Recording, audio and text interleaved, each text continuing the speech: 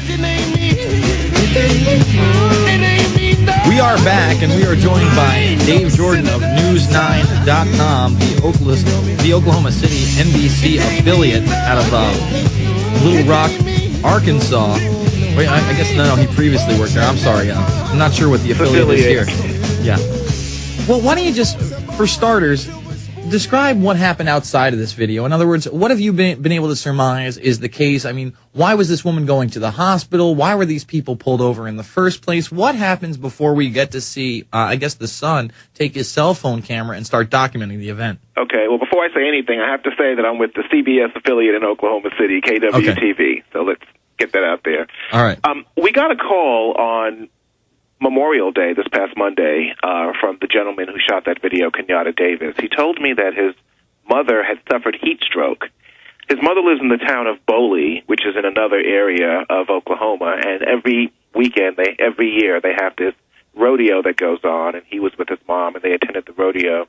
And he actually lives in Oklahoma City, but he was visiting with his mother, and he stayed the weekend. Well, his mom was doing some work outside of the house and suffered from heat exhaustion, he told me. So they called an ambulance, which was run by they called 911, as you would expect, and the ambulance picked them up from the Creek Nation. It's the Creek Nation, the Indian tribe, which runs the ambulance that services that area. Well, they picked him up, and they picked up his mother, and they were riding to the emergency room in a nearby town called Prague to the hospital. And what happens after that is a matter of debate between the Oklahoma Highway Patrol and the Davis family, but judging from what the Davis family told me, that's all I can pretty much tell you is what they told me. And what all right, so from the perspective of the Davis family, how does this all occur? I mean, do we have any other eyewitnesses outside of the Davis family? Has anybody else? We did hear from some other eyewitnesses yesterday who pretty much confirmed the Davis family's version of events. Okay. And I'll tell you what those events are. They were riding down Highway 62 through a town called Payton. And they were not running hot, as they say. They did not have on their siren. They did not have on their lights, their lights. They were just driving down the road, which did not have a lot of traffic and was a winding road, as you would expect on a holiday weekend in a small town. And they said within a matter of seconds, they saw an OHP trooper pull up next to them, just out of nowhere. The OHP trooper, according to the Davis family, was not running his hot either. They had the lights on. They didn't have the sirens on. So this trooper just got in his car, according to the Davises, and drove up to the ambulance. And on their way to a separate call, they were responding to a call of, I believe, a stolen car.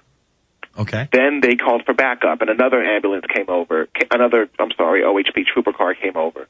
And they got into an argument because the troopers believed that the ambulance did not yield to them so that they can respond to this call.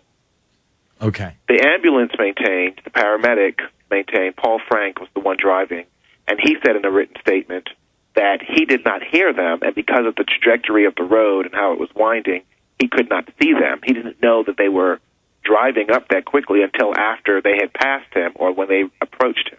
Okay. So had he known that, he would have yielded. Okay. Well, the troopers went and dealt with their official business, and once that was concluded, they stayed where they were, and when the ambulance was passing, they stopped them and pulled them over to ticket them for not yielding. The paramedics, the first one they dealt with was Paul, and he pretty much said, well, you know something, let's deal with this at the hospital. I have a patient in the back that is being treated. We need to go to the hospital.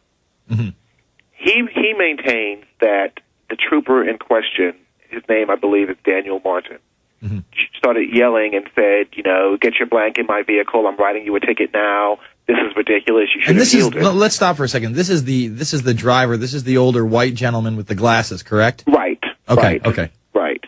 That's what he's saying. Is what happened. Now, Kenyatta Davis was riding in the passenger side of the ambulance and saw all of this happen. Saw them yelling and screaming. So he just stayed inside. Well, apparently the other paramedic, that would be the black gentleman, his name is Maurice White.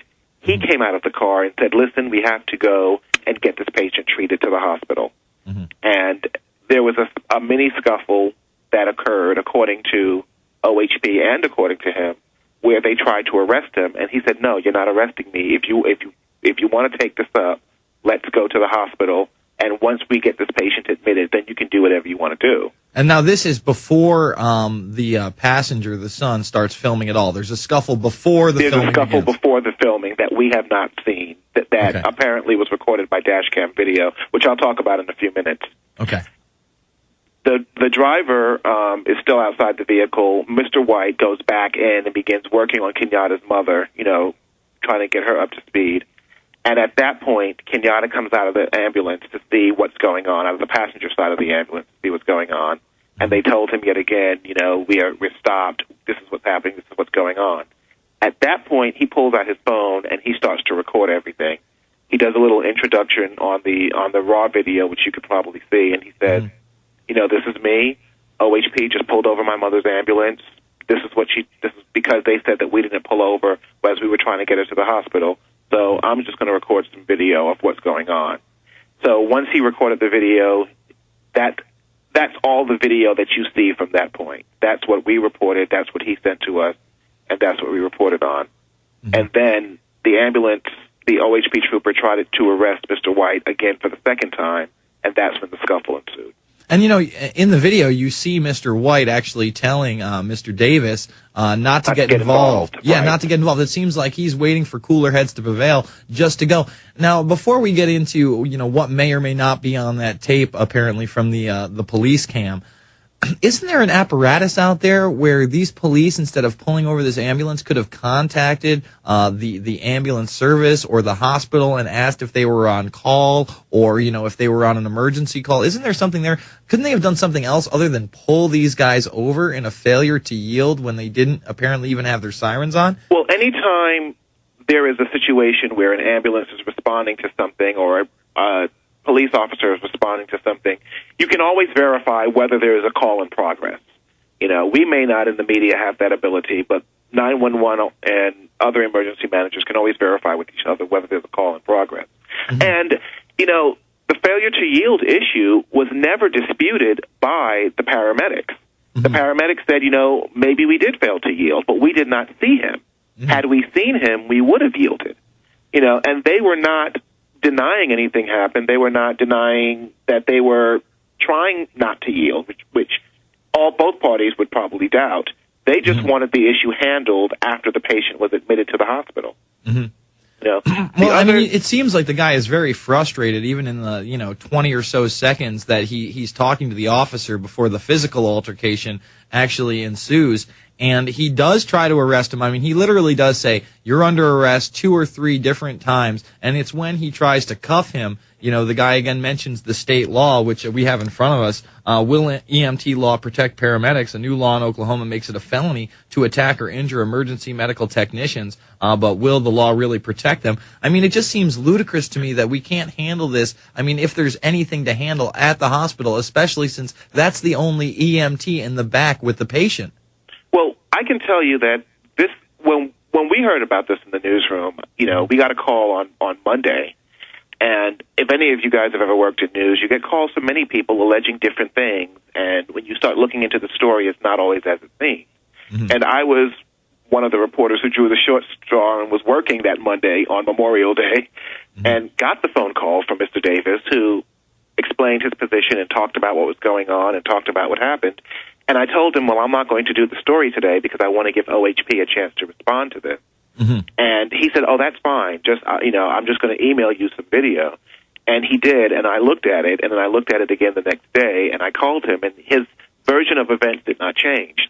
Now, I contacted OHP, and OHP said that, they referred us to, the PIO that I spoke with, mm-hmm. the public information officer, told me that there was some dash cam video that had been turned over to the district attorney in the area where this all transpired in Okfuskee County. Mm-hmm. The assistant district attorney, her name is Maxie Riley. I've been speaking with her for the past couple of days, and the first version that she told me, what she did tell me initially, was that the dash cam video shows Mr. White attacking the trooper. Mm-hmm. And it recorded everything, soup to nuts, and Mr. White could be facing charges. and those charges could come down as early as this week. And I just checked about 6 minutes ago, and she told me there were no charges that were coming down yet. They have not filed. They have not made a decision on whether to file what was going on. And are we going to be able to see this video? I mean, is it going to be to the point where we have to ask for an FOIA request? Or are they going to voluntarily let the public see this? I mean, well, they said that they are not going to release the video until after it goes to trial, or presumably after charges are handed down. So we've been talking back and forth. I was told that, that's a decision that will come later on. But, if there's dash cam video that supports the trooper's version of events, then clearly that could go a long way towards seeing what actually transpired.